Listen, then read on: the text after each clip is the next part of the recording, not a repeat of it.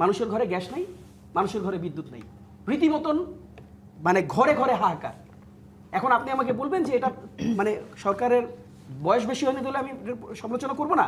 আপনার বাসায় আজকে ভাত রান্না হয় নাই, আজকে যার বাসায় তরকারি রান্না হয় নাই, সেই ভদ্রলোক কি সরকারের কাছে জবাব দিতে চাবে না?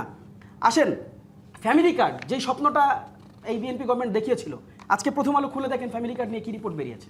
ফ্যামিলি কার্ডের প্রসঙ্গে বলা হয়েছে যে কার্ডের তথ্য সংগ্রহ তালিকা বাতিলের দাবিতে ইউনোর কার্যালয়ে হামলা চালানো হয়েছে। এই ফ্যামিলি কার্ডে আপনাদের যারা জোটসঙ্গী জামায়াতের একজন এমপি তিনিও কিন্তু নানানভাবে মানে মিথ্যা তথ্য দিয়ে ফ্যামিলি কার্ড সংগ্রহ করেছেন। ফাইন, আপনি তাকে এক্সিকিউশনে নিয়ে আসেন, সেই সমালোচনাটা আপনারাও করেন। আচ্ছা, অবশ্যই করব।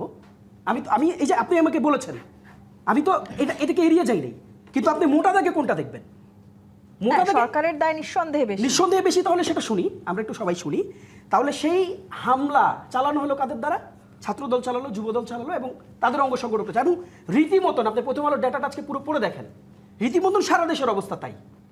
এবার আসেন, আপনি নিশ্চিত রূপে আপনি দেখেছেন পত্রিকায় রিপোর্ট বেরিয়েছে, আপনি চাইলে আমি আপনাকে দিতে পারবো।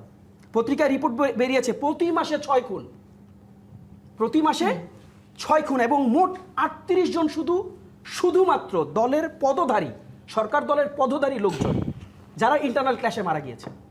এই যে উনি ছাত্র ইউনিয়নের প্রেসিডেন্ট ছিল, ওনার দলের কয়জন মারা গিয়েছে? উনি কয়জন মারা গিয়েছে? এনসিপির কয়জন মারা গিয়েছে? দেখেন, প্রশ্নটা জায়গা মতন করতে হয়। এনসিপি ক্ষমতায় গেলে 38 জন মারা যেত কিনা এটা প্রশ্ন না। আমি শেষ করি। বিএনপি নেতারা বারবার বলছেন যে 6 মাস বিএনপি নেতার প্রসঙ্গ ভুলে যান। 38 জনের মৃত্যু প্রসঙ্গটা আমি আপনাকে আজকে র্যাঙ্কিং করে দেই। আমি আপনাকে 38 জন মারা গেছে একটা প্রসঙ্গ তুলে দিলাম, আর 38 জন মারা যেতে পারে একটা প্রসঙ্গ তুলে দিলাম। আপনি কোনটাকে নিয়ে আলোচনা করবেন সতে বলেন? কোনটা সব আলোচনা করা উচিত? ডেফিনেটলি 38 জন মারা গেছে সেটা নিয়ে আলোচনা করা উচিত।